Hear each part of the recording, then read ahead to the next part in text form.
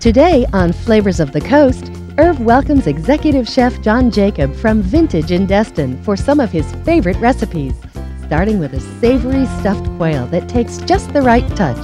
Just take a little bit and open up the cavity of the quail. You just want to be gentle because the skin is delicate. It's kind of like stuffing a turkey, but just a lot smaller. Plus a warm winter treat, garlic roasted rack of lamb. It's all coming up on Flavors of the Coast. Support for Flavors of the Coast is provided by Pen Graphics, a full-service printer using the latest Heidelberg technology. When the world is in black and white, Pen Graphics says it in color. Lamar Advertising Company, a leader in outdoor advertising since 1902. For the Kitchen, your one-stop source for kitchen accessories and gifts, located in Milton's Historic District. And by contributions to this PBS station from viewers like you. Thank you. Welcome to Flavors of the Coast. Now, here's award-winning Executive Chef Irv Miller. I've got my good friend John Jacob here from Vintage in Destin in the studio with me. I'm really excited to have him today. He's also partners with Todd Reber, and they have two restaurants, one called Soleil and Vintage. And John's got a couple great dishes to do for us today. John, why don't you tell us what you're going to do? Well, first thing I'm going to do is I'm going to make some wild rice, and it's actually the rice is for a stuffed quail with some fresh turnip greens and some gravy. So Southern style. Yeah, I love it. Yeah, it's some good eating Let's right do here. it. First thing I'm going to do is I'm going to start sauteing some vegetables. I have some carrots, celery, and onion. Can I stir that for you? You sure can. You always want to start with a hot pot to get a good sear on those vegetables. You got kind of like a mirepoix going here, huh? Yeah, yeah. So I just added some garlic, and I'm going to add some fresh rosemary and some fresh thyme, and we're just going to let this saute a little bit. It smells good already. And some bay leaf. Oh, you can't Now this beat is it. all part of a stuffing that you're making, is that correct? Yeah, this rice actually is going to be the stuffing for the quail. Okay. And I have a quail right here. I'm just going to season up a little bit. Let me move these off for you. Okay. I have some rice already cooked right here. And what you want to do is just take a little bit and open up the cavity of the quail. This is a nice fresh quail from Carolinas. Excellent. And you just want to be gentle because the skin is delicate on the edge of the breast here.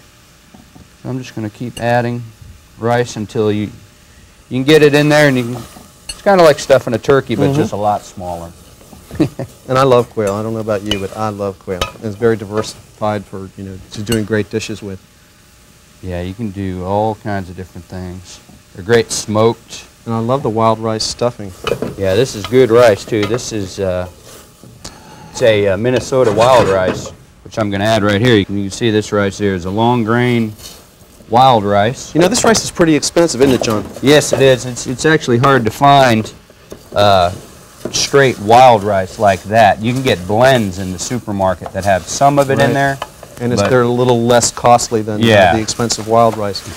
Yeah, but it's a nice treat. It's a little bit different in cooking as well. I mean, the short grain rice is cooked a little quicker, and this is actually, you cook with the lid off or the lid on? I leave the lid off, okay. and you don't want to boil it away to nothing. You just, pretty decent simmer. It actually takes about 45 minutes to an hour to cook properly because the grains are just, it's a lot harder than a regular white rice. That's right. And it takes a while to cook properly. And whether it's white rice or long grain wild rice, one of the things that I always remember and we talked about, because we cooked together for many years, is you don't want to stir the rice. You just want to let it sit.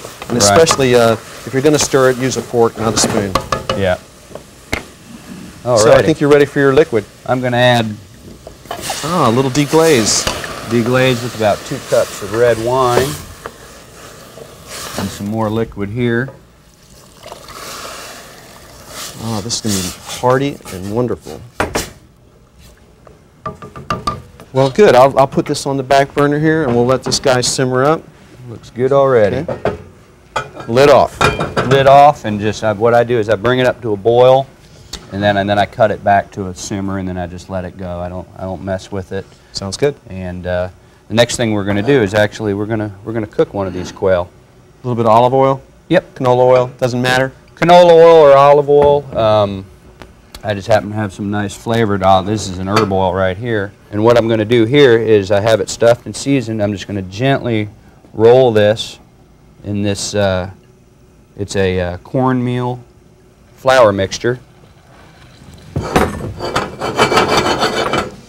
And pull that off just for 1 second. A little bit of butter in there too. Yep, a little butter to give it a nice browning. Why do you sear this before you roast it? Well, it gives it a nice crust and it gives it that flavor. It locks in the flavor and it gives it a nice golden crust. Sealing in those juices? Exactly. And now I'm going to do my last stir on the rice, and then we're going to let this sit. Okay. All right. Never a spoon again in the rice. That is it. Okay. We're just going to let that sear a little bit. And in this rice, some rice stuffing recipes you'll find have a binder in it. It might have a little egg in it to hold it together. I like it just the rice itself. And it's popping away here, and that's one thing you've got to really be careful of when you're searing in hot oil, because I mean, it's rice is almost like popcorn. It's going to pop, so kind of back off a little bit, keep your face away from it. And if you don't mind, I'm going to turn it a little bit. Is that okay? Looks ready to go. And it's already. That's perfect. It's already looking good. Yeah, and I think that's probably ready to go in the oven. Okay. And it's real important, and I think you'll agree that when you're sear, you got to have the smoke. You got to have a hot oil. It looks dangerous, but we are professionals. Okay. Let's take this guy. Transfer that out. Okay.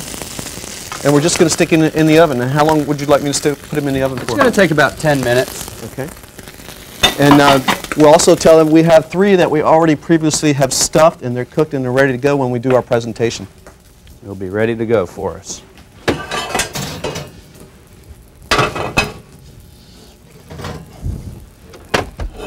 And here they are, and I'm just going to put these off to the side. Oh, those look perfect. Those look perfect.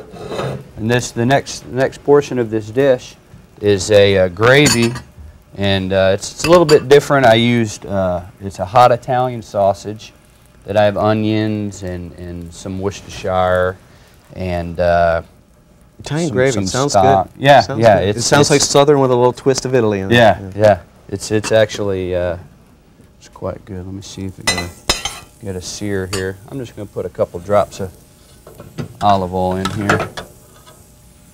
Now you've got a little gravy that I'm just kind of keeping my eye on that we've already done up in advance. Right. So I'm just going to make sure that that's, because we want to cook the flour and make sure that it doesn't have that pasty, chalky kind of taste. So I went ahead and we have some heating here.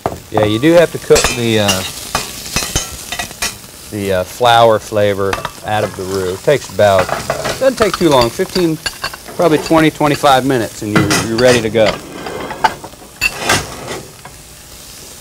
And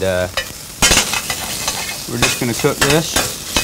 You know what? This is hot and ready to go too. You want to get the bacon started for the greens? Sure. Let's do that. Sure. John, while I've got you for a moment, why don't you tell me a little bit about Vintage and the food that you serve at Vintage? Well, Vintage Wine Boutique, we're in our 6th year. It's a great little restaurant, 50-seat bistro-style restaurant with actually a retail wine market. And that's the boutique end of it? That's the boutique. We also have some merchandise and some upscale glassware. And I've been in there many times. It's a beautiful place. Yeah, it's fun. We got it. It's I don't know. It's just our baby. I don't know of anything like it in the area. Yeah, it's right in the heart of Destin. So what I'm going to do This is now? looking good. Yeah. And you just want to get that brown. You could use like a spicy sausage or a breakfast sausage chorizo, or chorizo, andouille. Sure. I mean, andouille would be great. Whatever's your favorite sausage, I guess it would be my recipe. Yeah, this recipe came about because that's what I had, and you know, like we talked about before, that's how some great recipes come about, with just by what you have to utilize. That's correct, especially in the restaurant industry. What I'm doing now is I'm melting this butter in here because we're gonna make a little bit of roux. Oh, I see. When you make a roux, you want to get all the butter and the fat, and you want to scrape up everything off that pan. And I'm going to deglaze it once I get this roux made. I'm going to deglaze it with some Worcestershire and some stock. And actually, we're gonna let it simmer with a little heavy cream. What you want to do? It's kind of a rich gravy, isn't it? Oh, it is. It's got a little wine in it, you say? Hard too? healthy. Oh, Yeah, Worcestershire. there's a little wine. Okay. Splash of wine and Worcestershire. Oh. See, now we're going to get all the flavors off that pan now. Nice touch. Yeah, this is good. I've had the pleasure of cooking with John throughout the years. As long, I guess it was 90, 91, 80, 89, 89, 90. Yeah. And Yeah. out at Seaside, and we've had a great job. John is a terrific chef, and I highly recommend that you check out his restaurants. And Todd is quite the wine guru, so you're going to find Todd knows his everything that you business. need to know and more at these restaurants, especially if you're going to buy some wines. And I have a little fresh thyme here I'm going to add into it. And I like a little hot sauce in my gravy, so we're going to add that as well. And a little garlic and seasonings. Mm-hmm. Stir that up while you're... Yeah. It needs stirring. It's always nice to have it'll two start hands in the thicken. kitchen, isn't it? It certainly is. This sure is a treat. Yeah, that's. There you go. I have a lot of good memories working back in the early '90s with Irv. And we always Actually, have a lot fun. of this cuisine here is, you know, he taught me the majority of the stuff here. I don't know about that. You've Yeah. always been the creative guy yourself. So we're going to add a little heavy cream. Excellent. This should thicken And I'll up switch you nicely. burners.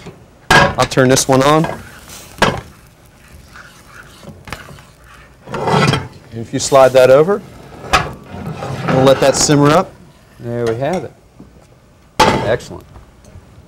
So this bacon is rendered nicely.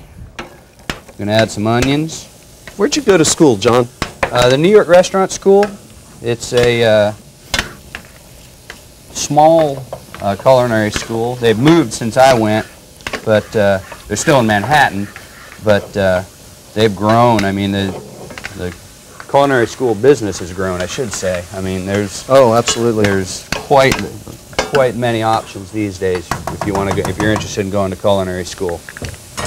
But yeah, that was it was an excellent experience to be able to go to culinary school.